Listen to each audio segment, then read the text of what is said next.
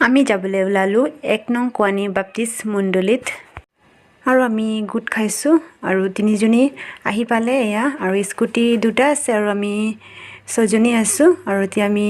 যাবলৈ ওলালোঁ আৰু এয়া 3জনী আগবাঢ়িলে আৰু আমি পাছত আছোঁ আৰু আজি আমি ফাৰ্ষ্ট 1 নং কোৱানী বাপ্তিষ্ট মণ্ডলীত আহিছোঁ আমি পানী খালোঁ আৰু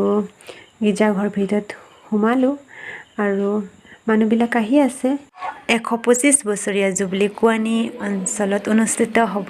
10টা অঞ্চলৰ পৰা আমি একগোট হৈছোঁ গান শিকিবৰ কাৰণে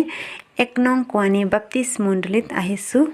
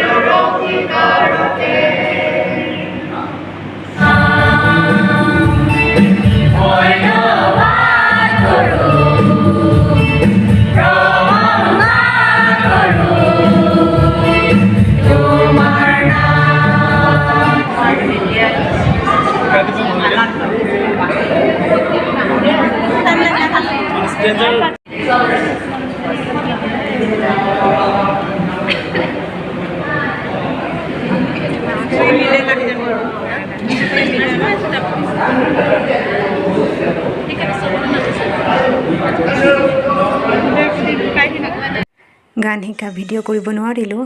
আৰু আমি যাবলৈ ওলালোঁ ঘৰ আৰু এতিয়া প্ৰগ্ৰাম শেষে হ'ল আৰু এয়া আমি গৈ আছোঁ ঘৰ